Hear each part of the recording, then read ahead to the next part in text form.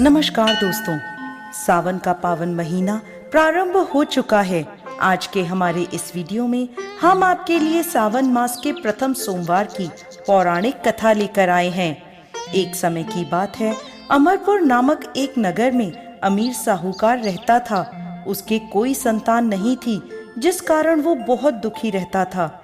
संतान प्राप्ति के लिए वो हर सोमवार व्रत कर भोलेनाथ की पूजा किया करता था। संध्या के समय मंदिर में जाकर भगवान शिव के आगे घी का दीपक जलाया करता था। उसकी भक्ति देखकर माता पार्वती बहुत प्रसन्न हुई और भोलेनाथ से कहने लगी, हे प्राणनाथ, ये आपका सच्चा भक्त है, कृपा करके इसकी मनोकामना पूरी कर दें। यह सुन भोलेनाथ बोले, पार्वती, पूर्व जन्म के कर्मों के कारण इसके भाग्य में संतान सुख नहीं है। परंतु माता पार्वती नहीं मानी। तब भोलेनाथ ने स्वप्न में उस साहूकार को दर्शन दिए और संतान प्राप्ति के वरदान के साथ साथ ये भी बताया कि उसका पुत्र अल्प आयु होगा और उसकी आयु मात्र 16 वर्ष की होगी। यह सुनकर साहूकार प्रसन्न तो हुआ, परंतु साथ ही साथ चिंतित भी हो गया। ये सारी बात उसने अपनी पत्नी को भी बता दी। पुत्र के अल्प आयु होने की बात जानकर साहूकार की पत्नी भी बहुत दुखी हुई, लेकिन साहूकार ने अपने सोमवार के व्रत का नियम नहीं छोड़ा।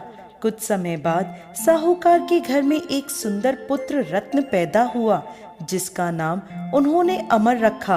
अब अमर 11 वर्ष का हो गया था, तो साहूकार ने उसे अपने मामा के साथ शिक्षा ग्रहण करने काशी भेज दिया। साहूकार ने उन्हें रास्ते के लिए कुछ धन दे दिया और कहने लगा, तुम जहाँ भी रात्रि विश्राम करो, वहीं यज्ञ आदि करके ब्राह्मणों को भोजन करवा देना। अमर अपने मामा के साथ यात्रा पर निकल पड़ा।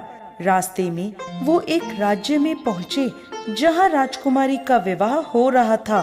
परंतु जिस राजकुमार से उसका विवाह होना था, वो अचानक किसी कारण से एक आंख से अंधा हो गया। यह बात किसी को पता ना चले, इसलिए राजकुमार के पिता ने अमर से दूल्हे की जगह बैठने की विनती करी।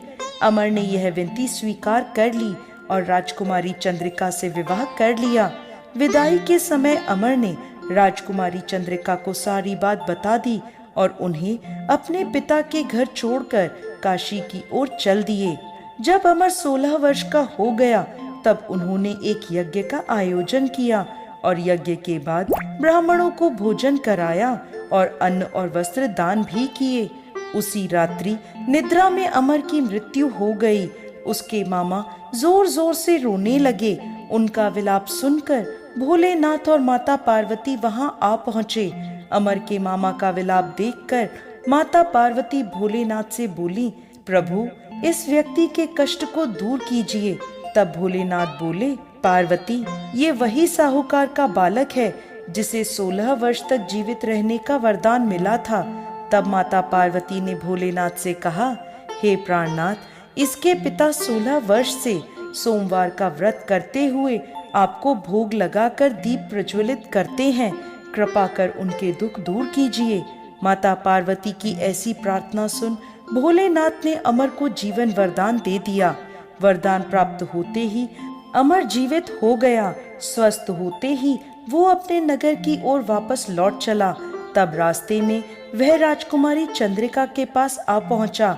वहां के राजा और राजकुमारी चंद्रिका ने अमर को पहचान लिया। राजा ने राजकुमारी चंद्रिका को अमर के साथ उसके घर की ओर विदा किया।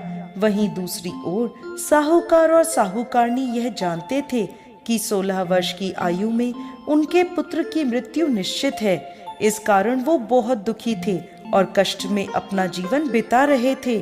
तभी उनका पुत्र अमर राजकुमारी चंद्रिका के साथ घर पहुंच गया। अमर को अपनी नवविवाहित पत्नी के साथ देखकर साहूकार और साहूकारनी बहुत प्रसन्न हुए। उसी रात भोलेनाथ ने साहूकार को स्वप्न में दर्शन दिए और कहने लगे, हे साहूकार, तुम्हारे सोमवार के व्रत से प्रसन्न होकर मैं तुम्हारे पुत्र को लंबी आयु प्रदान कर रहा हूँ। हे भोलेनाथ, जैसा दुख